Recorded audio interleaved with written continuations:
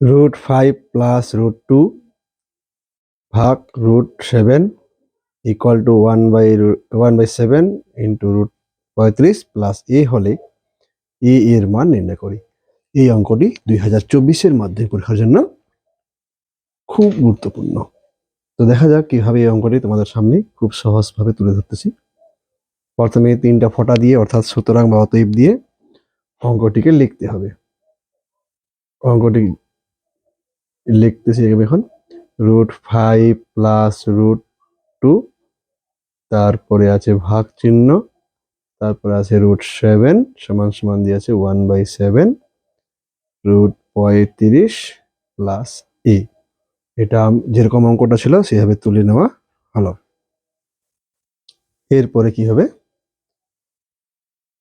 তোমরা সবাই জানো, এই যে ভাগ থাকলে কি করতে হয়, বাই করে নিতে হয়। তাহলে √5 প্লাস √2 বাই √7 সমান সমান 1/7, আর এটা যেরকম আছে ওরকমই। এবার দেখো এই দিকেও 7 আছে, এই দিকেও 7 আছে, কিন্তু এই 7 এর কাছে রুট নেই আর এই 7 এর কাছে রুট আছে। তাহলে কি করতে হবে দেখো, √5 প্লাস √2 নিচে √7 যেরকম আছে এরকম লিখলাম, আর 35 একে 35 করে দিলাম, আর একে এ করে দিলাম। এরপর দেখো 7 আছে, তাহলে আমরা এটাকে এভাবে লিখতে পারি √7 ইন্টু √7।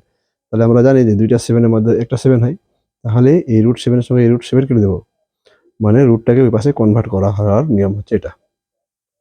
এবার কি করবো, গুণ করবো, বজ্র গুণন। তাহলে এটা দিয়ে গুণ করবো, 7 5 35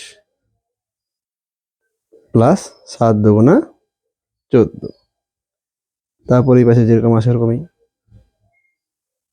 এবার দুই পাশে মিল দেখতেছি, এই পাশেও 35 আছে, এই পাশেও 35 আছে, তাহলে 35 আর 35 কেটে গেল, তাহলে কি থাকলো, √14 থাকলো সমান সমান এ।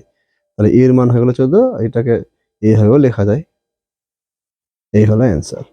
তো বন্ধুরা, নিয়মটি কেমন লাগলো? যদি ভালো লাগে থাকে অবশ্যই লাইক করবেন আমাটিকে, আর চ্যানেলটিকে সাবস্ক্রাইব করতে ভুলবেন না।